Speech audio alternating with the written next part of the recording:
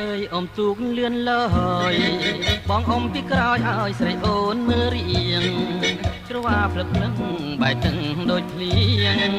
ច្រវាភ្លឹកភ្លឹងបែកទឹកដូចភ្លៀងបងកែស្រែកច្រៀងឲ្យនាងគេស្ដាប់កំសាន្តបងកែស្រែកច្រៀងឲ្យនាងគេស្ដាប់កំសាន្ត